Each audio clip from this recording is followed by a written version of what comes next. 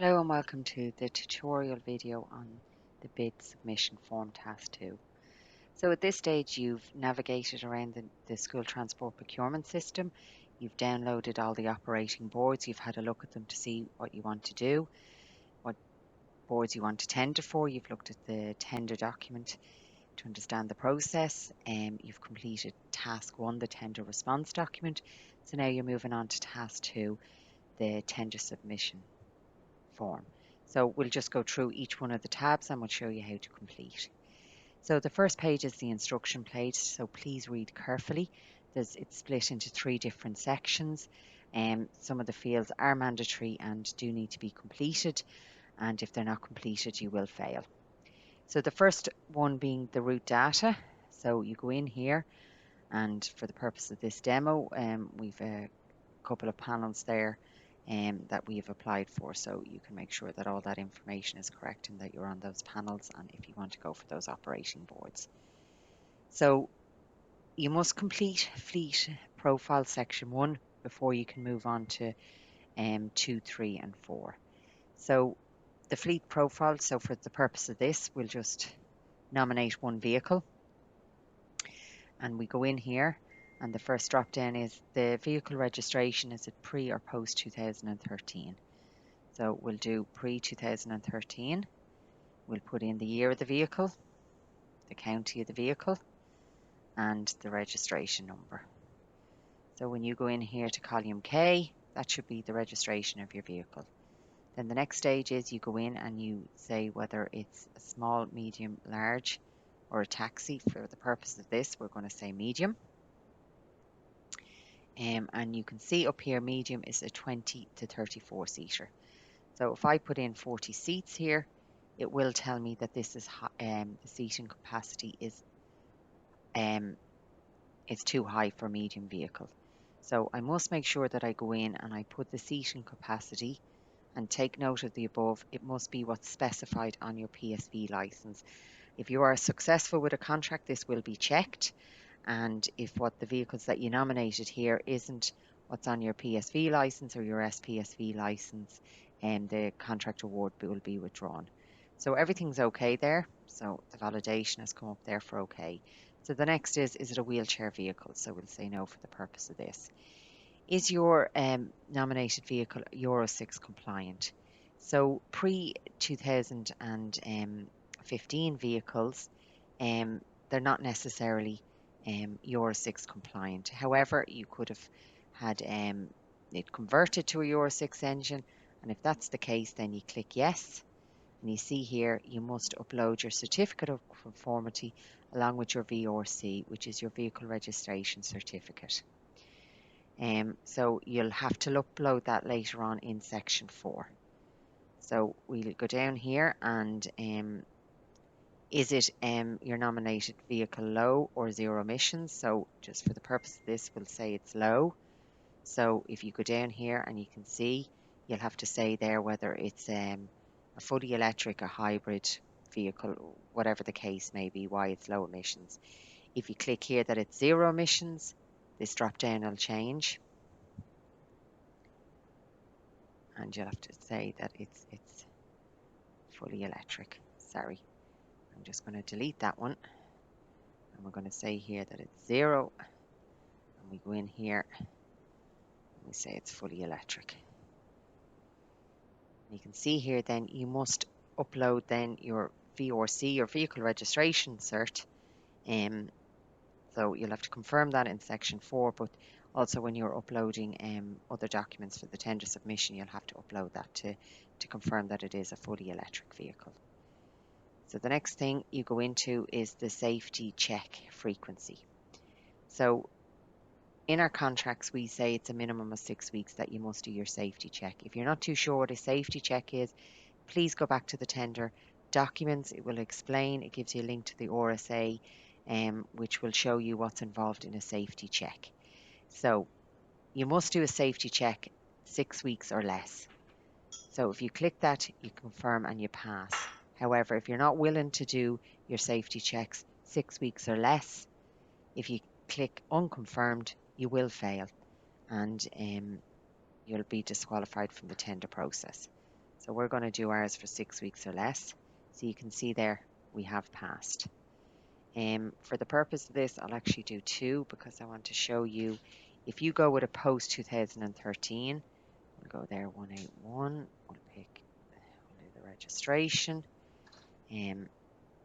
So that's the registration of the vehicle, and we're going to go with a taxi. So again, you can see a taxi is 0 to 8 seats. So if I put 9 seats in there, a validation error message will come up to say that the vehicle is too high for a taxi. So we need to make sure that it's between 0 and 8 seats. So we'll put 8 seats in there and it comes up okay. It's not wheelchair.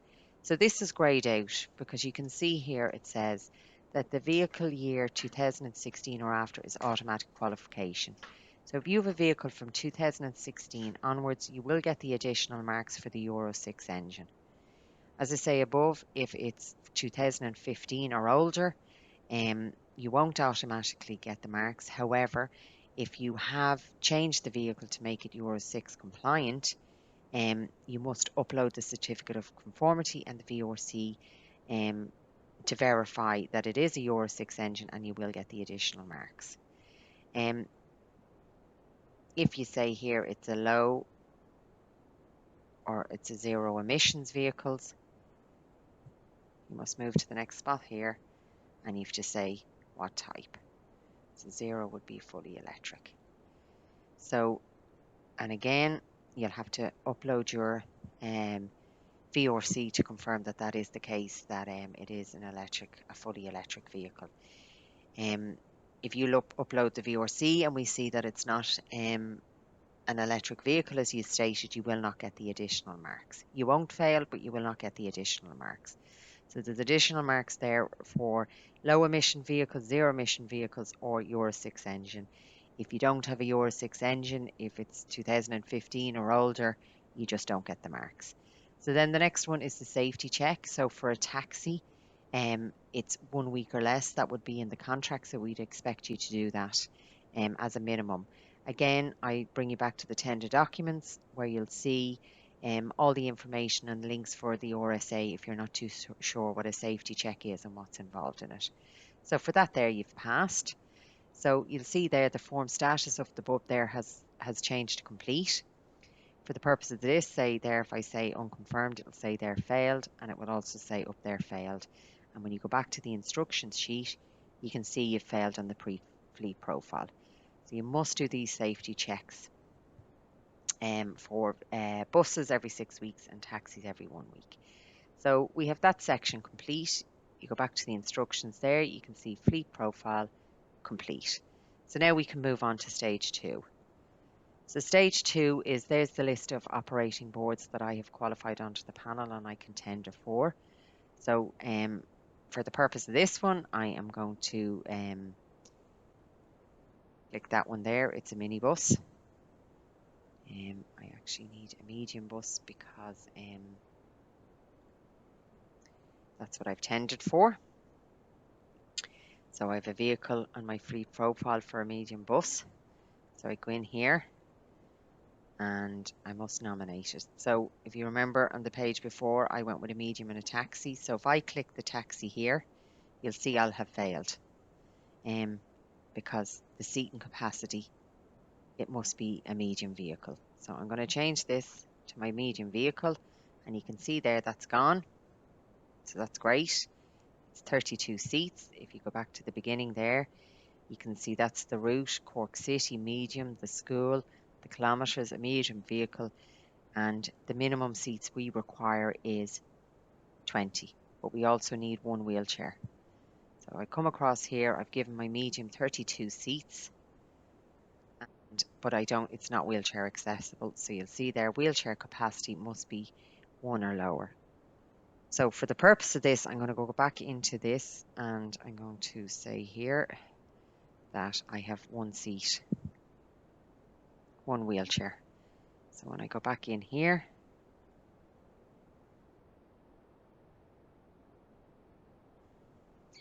refresh this document. So you see there, it's complete. So my 32 seater is more than enough for that vehicle with the 20 seats.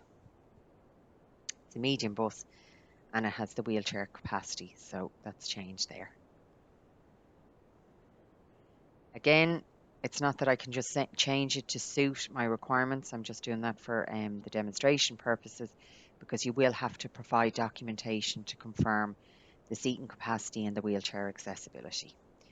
So we can move on to, if you wanted to, you could go for another route,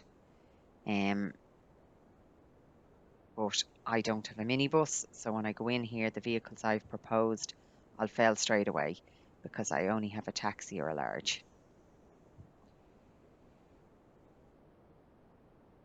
The next one, when we go into, is the route.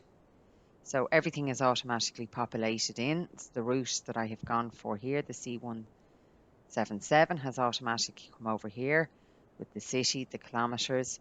So it's a medium vehicle. The minimum seating capacity is 20. One wheelchair is required. So I put in here now our preference.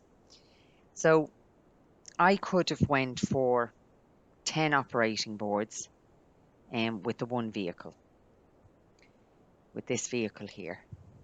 So I would have to put in my preferences from 1 to 10. So for the purpose of this demonstration, I'm not going to put in 10 vehicles, but if you were, you'd have the list of all those routes that you've gone for, and you'd have to go into the column here and you'd have to fill in 1 to 10. You can't have 1 in twice, and you can't have 2 in twice. So if you had a lot of operating boards there, you'd have to do 1, 2, 3, 4. So I'm just going to put in this as my first and only preference, and you see there my validation has come up because I only have that one preference. If I had 10 medium operating boards there that I was going for with the one vehicle, and I had 1 in twice or 2 in twice, the preference validator there would put in a comment that it's not correct. So we go in here and we put in our daily rate, and you'll see there's a slight change with that this year, as in you have to give a breakdown of your rate. So first of all, you'll do your fuel costs. I will say that's €50. The driver is €20. Insurance is €20. Maintenance is €20. And when you see that all adds up to €110. So I'm failing here because my breakdown is not matching my daily rate. So you can either go in and change your daily rate if you didn't put that in correctly to match, and you can see here at the end the other costs are calculated. That's fine.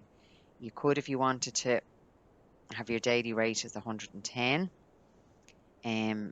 You could have all your breakdown there, so that's coming to €100. There's 10 left over, that's fine. That could be for other expenses that are not broke down on the sheet. So you will have to do this for every single route that you go for, the daily rate and the cost breakdown, and you'll have to make sure your calculations across are correct. So please watch for this. And if you come up here, you can see status form complete.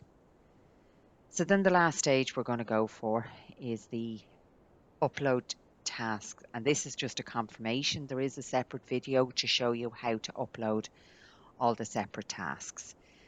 So again, this is mandatory, and if you confirm that you're not going to upload them, you may be disqualified from the tender process. So the first one is that I have to confirm that I'm going to upload a copy of the RPTOL attached in the task section. So if I click here, I'll confirm, yeah, I'm going to upload that. So I'm going to upload my operating license. If I confirm I'm not going to upload, I'm going to fail, and you can see the status bar at the top will change to fail. So you must confirm that you're going to upload it, and when you're uploading your tasks, ensure. So I have to upload a small PSV license because on my proposed fleet I did propose a minibus. So therefore I have to confirm that I'm going to upload my small PSV. If you did not nominate a taxi, this will be greyed out and you wouldn't have to complete it. So my certificate of conformity. So again, when I go back to my fleet, I had my 2012 there. So I had said it was a Euro 6 engine. So it was asked me to upload my certificate of conformity. So I'm going to go back and I've just realised I actually don't have a certificate of conformity. I can't get those additional marks. So when I go back into my upload task, you'll see here it's greyed out, as I don't need this. So the next one is to confirm the SP license in the task competition. So I'll go ahead and I'll confirm that, and I have passed.